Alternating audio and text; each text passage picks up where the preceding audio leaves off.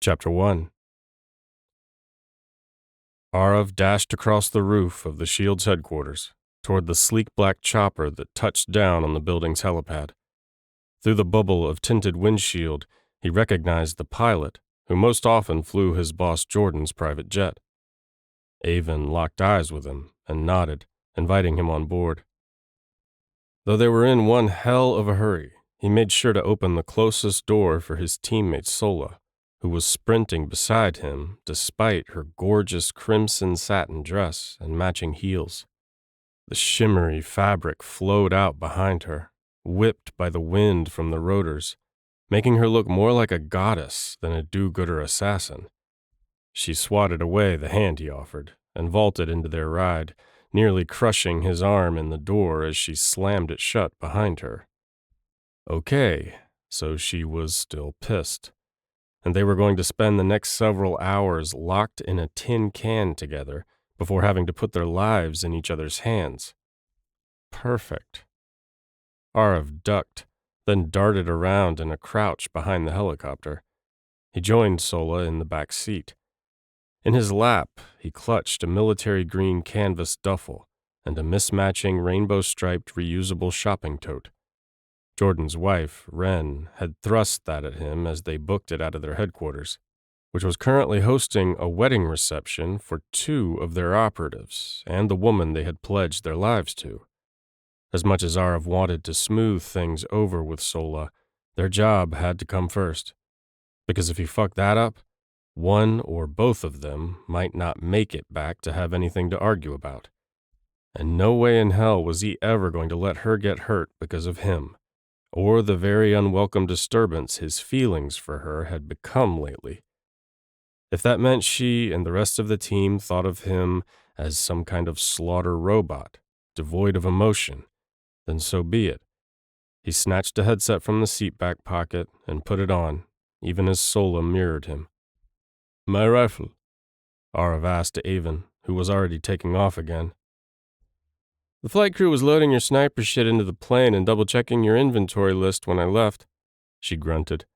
"It's heavy as fuck and—" "Sensitive." Aarav figured it made him an asshole for reminding them every single time, but he couldn't afford for his scope or anything else to be even a hair out of alignment when he was taking shots from damn near a mile away. "Must be a mail gun if it needs to be babied.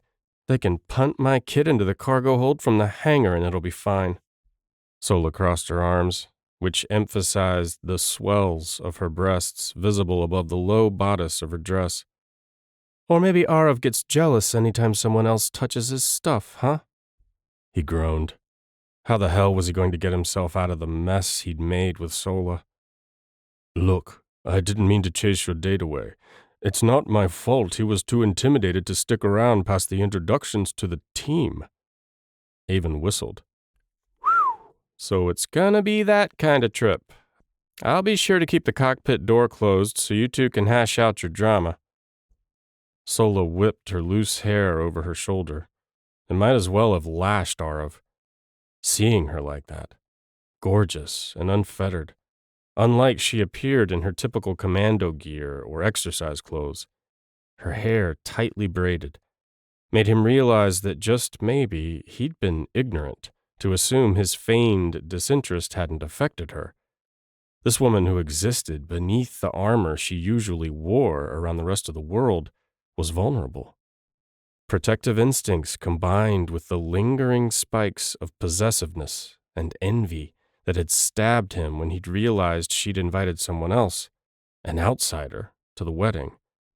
Holy hell, he'd really fucked things up. He angled to face her. "Sola, I'm sorry, truly." "For what?" She locked gazes with him. Was this a test? If so, he knew the myriad ways in which he'd screwed up. The problem was, he still didn't know how to fix the issues they had.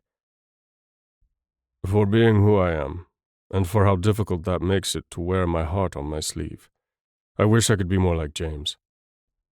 He pinched the bridge of his nose as he thought of their office manager, who ran their operation as smoothly as he navigated the complex polyamorous relationship he had with his husband, wife, and former construction crew, along with the rest of their spouses. Aarav couldn't get things right with the one person he cared about, never mind 9 of them. James was a genius when it came to emotions and communication. Avon flew their helicopter as competently as she did their jet. The added agility of the aircraft made it seem as if she was chasing a hummingbird, as she wove an aggressive path around Middletown before arrowing toward the private airport where their plane awaited.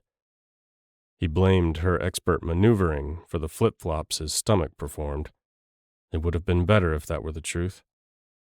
Instead, he was pretty sure the slight relaxing of the tension around Sola's eyes at his admission was responsible for his unwelcome tingles. "Does that mean you're willing to try to open up? Just a little?" Sola leaned toward him, her lips parting as she waited for his response. "How can I be your partner if I have no idea what you're thinking half the time?" Aarav gulped. His fingers dug into the webbing of his duffel strap. Letting her in meant risking a lot. It wasn't like they were crossing guards. Their job came with real risks, and a much lower than average life expectancy. He'd lost most everyone he'd loved. But the truth was, he already cared for Sola, not to mention the rest of their colleagues and friends, even if he'd refused to admit it, because the idea of having them ripped away too terrified him. No matter what he did now, he was fucked. The only thing worse than setting himself up for the inevitable, excruciating pain of grief would be disappointing Sola in the meantime. Damn it. So he scrunched his eyes closed, then nodded. "Yeah, I'll try." And when he opened them again, it was to her beautiful lips, tipped up on one side in the hint of a smile that was more pronounced given the glossy lipstick she'd worn for their friend's special occasion. He swore to himself then that he'd do his best to return her expression to the full-on beam she'd had not too long ago when she'd been inspiring his wicked thoughts as she danced with Kennedy, Ruby, and some of the other women who were part of the Shields team, and their greater sphere of friends, including the power tools, hot rods, and hot rides. Sola covered his hand with hers and pried his fingers out of the death grip he had on his duffel. She relaxed him and entwined her hand with his, promising him silently that whatever shit they got themselves into, she would remain by his side through it. He believed her. That faith was probably what had allowed his damned feelings to bubble up around her in the first place. "Sorry to interrupt." Avon cleared her throat as they began their descent onto the tarmac. She tapped her ear, making them aware they had company on the comms. "Jordan needs you to conference in with him for a briefing. The secure video link is already open and waiting for you in the cabin of the jet. My flight crew and I will take care of everything else." "Thanks." Sola nodded to Avon, then unbuckled the instant the chopper kissed the ground. The landing was so graceful and smooth, Aarav hardly noticed, given the pounding of his heart. Sola hopped down and adjusted her dress before climbing the stairs to the waiting jet as if she were a starlet arriving on a red carpet, instead of a hit woman about to board a flight to an execution. "Hey," Avon got his attention, stopping Aarav from following on Sola's heels. "Yeah?" "I've never seen her like this. Unsure. Whatever you have to do, get her head in the game before you come back down those stairs." Avon jerked her head toward where Sola had vanished, making her long, strawberry blonde hair swing on either side of her pale face dotted with freckles. "Neither of you can afford that. You have to trust each other completely, or this isn't going to work. I don't like transporting dead bodies. The bloodstains are hell to get out of that cream upholstery." "I know. Fuck. I know." Aarav scrunched his eyes closed. That had been the problem all along, and it was only worse now. So maybe his tactic of trying to ignore the attraction zinging between them hadn't been the right call. Maybe he needed to consider a new strategy, like burning his lust out of his system before they got to their destination. Damn Jordan for putting the idea of joining the Mile High Club in his mind earlier. What kind of boss did that? One who cared for his agents as more than employees. That's who. Avon shut off the helicopter and removed her headset. It's a long flight. You'll have plenty of time to get your shit together before the mission. Aarav realized he didn't even know where they were headed. In a way, it didn't matter, but he needed to find out exactly how to best transform into the weapon Jordan and the Shields needed him to be that day. So he juggled his duffel and the tote, which looked to be brimming with portions from the banquet they were missing out on, then hightailed it after Sola. When he ducked through the opening into the luxurious aircraft, their boss was already on the monitor, situated across from the couch in the lounge area along one wall of the plane. Aarav tossed his bags onto a captain's chair, then took a seat next to Sola on the supple leather Avon had been so protective of, letting his hand caress it to distract himself from the heat of Sola's satin-covered thigh pressed to his. Behind Jordan, who looked every bit the movie star version of a spy in his tux and the elegant watch his husband and wife had given him at their own wedding, a flash of unnatural red hair made it clear their geek girl tech extraordinaire, Ruby, was also missing some of the party to help out. She beamed their images to Sola and Aarav via a secure transmission from Jordan's office. "Can we get going? I didn't like the way Ace was eyeing my cake." Ruby flashed them a wink, though it was obvious she was only teasing. None of them would shirk their responsibility for taking out the world's trash to protect the innocent. "Girl, it isn't your dessert he's hungry for," Sola snorted. "You don't want to start that with me." Ruby straightened her replica elven tiara as she glanced between Sola and Aarav. Never piss off a nerd. "Fair enough." Sola cracked her knuckles. "Where are we going, boss?" "Greece." Jordan got right down to business. "In exactly 12 hours, Cash Kalakalaos will be cutting the ribbon for a new casino called Dionysus Playground on a small island, which his father just happens to own in the Aegean Sea." "You're sending us on vacation?" Aarav highly doubted this was going to be fun and games for anyone. "I don't gamble." Sola crossed her arms. "No, we're not taking chances today or any other," Jordan assured them. "I apologize for the short notice, but Cash almost never attends public events, and only announced his presence at this ceremony to the high rollers less than 2 hours ago. When the agency that hired us spotted the ribbon on an open-air balcony, they knew we'd have a shot at finally nailing this bastard." "I don't get it." Sola tipped her head. "Are they forcing people to waste their life savings? Rigging the games even more than usual?" "No," Jordan frowned. "There are plenty of valid whales playing there and at the family's other casinos across Europe and the Middle East voluntarily." "So what's this guy done that justifies eliminating him?" Aarav already mentally calculated his odds of success for a shot at a man on a balcony of a casino on a tiny island surrounded by something other than solid ground. This was going to be a bitch. "Their gambling operations are a front for a money laundering operation. They clean cash from a massive network of arms dealers linked to terrorism in more than 30 countries. Their latest customer was responsible for the bombing that killed 139 innocents, including 17 children, in a market in Marrakesh last month. If we can cut off their access to their profits, we can make them a hell of a lot less motivated to trade this stuff in the first place." "I'm with you now," Sola grimaced. "Okay, so the event is in 12 hours. Aarav checked his own watch.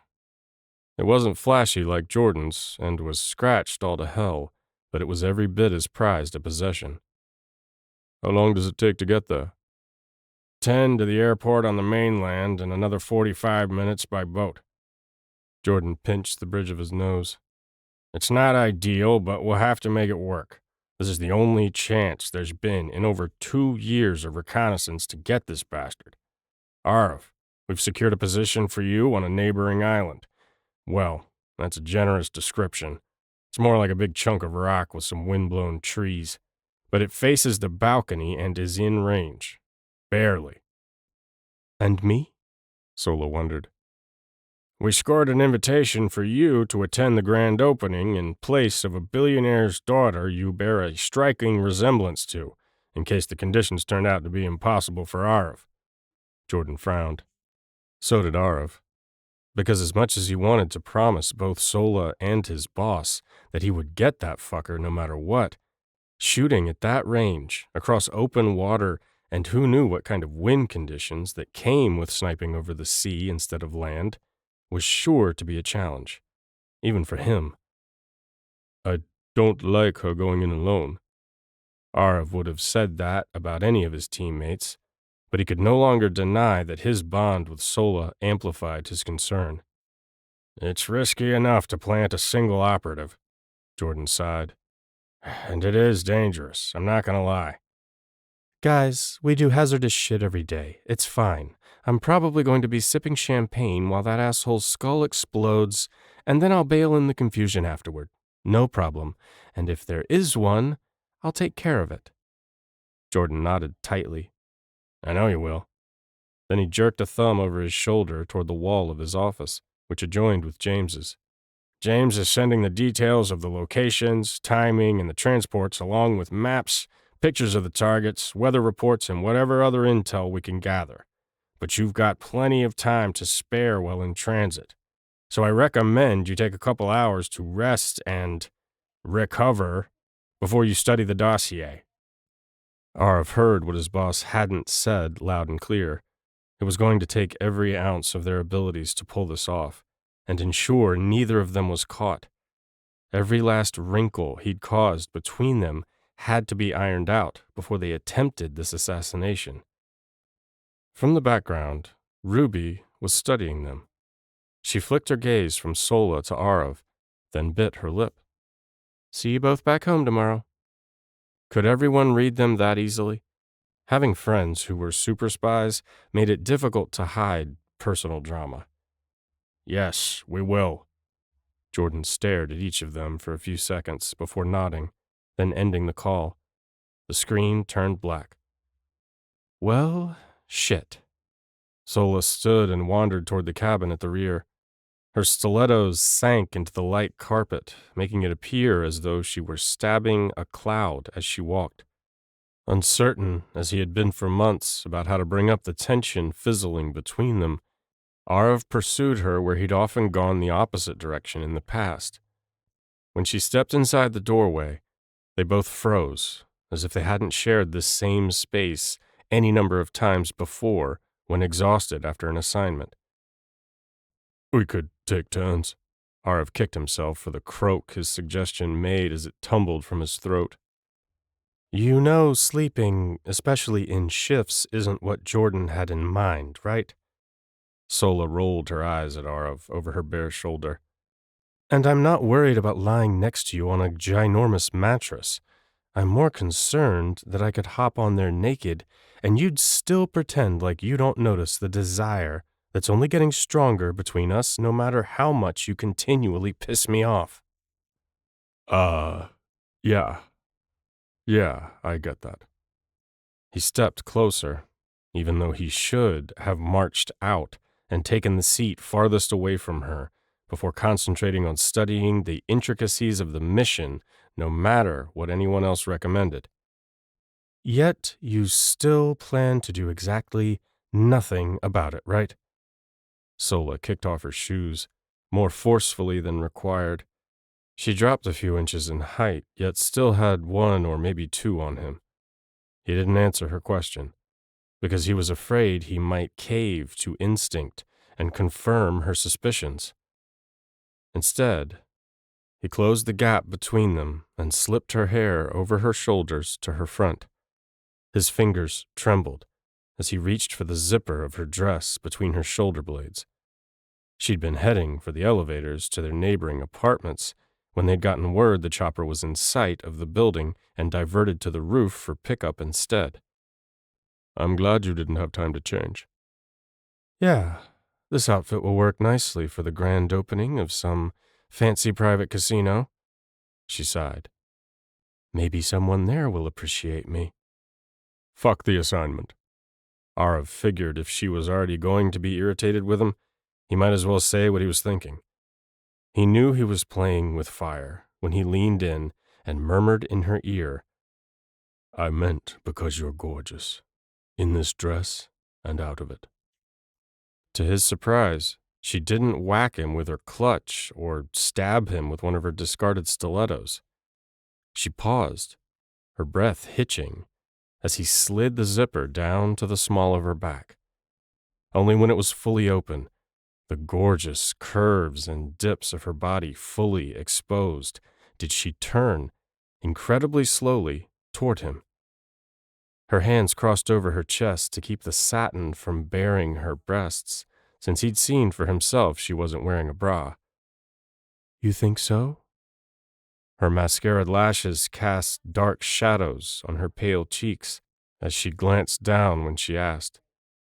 He'd never seen her timid before, not even when facing some of the most evil elements of humanity hand to hand. This is what he'd done to her, and he hated it. I always have. He stepped even closer, until there wasn't any space left between them, and she had to have been able to feel the proof of his arousal beneath his suit. His hands cupped her shoulders. It sure hasn't seemed like it. She looked up then and swallowed. I'm not used to being desperate, and I don't fucking care for it either. I know. I'm sorry. He could apologize 1,000,000 times, and the words alone wouldn't mean anything to her. He had to stand by them and act accordingly. He'd never been so scared in his entire life, not even when one of their targets had slipped around behind them and missed blowing Aarav's head off by less than 6 inches.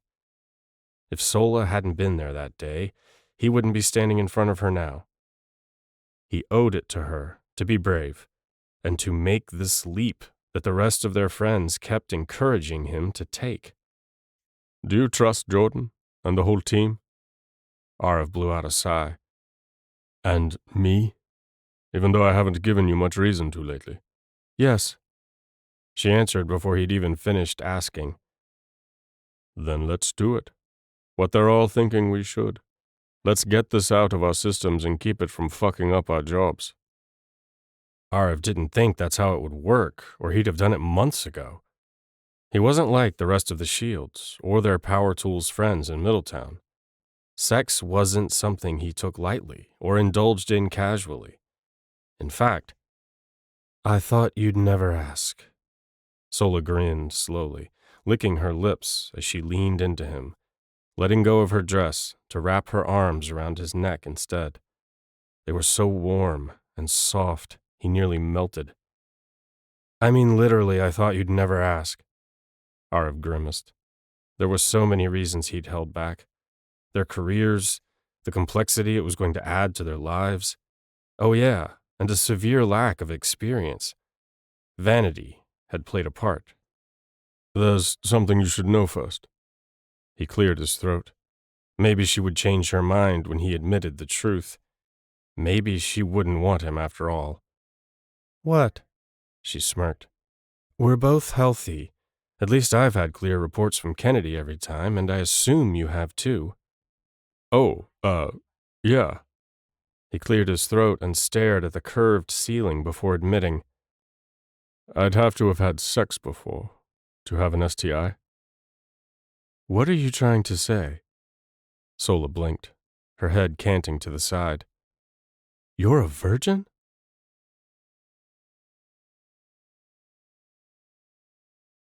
You can listen to the rest of the book in the Tempt Romance audiobooks app, available on the App Store and Google Play. The link to the book is in the description. Discover even more bestsellers and exclusive stories updated weekly, only in Tempt Romance audiobooks.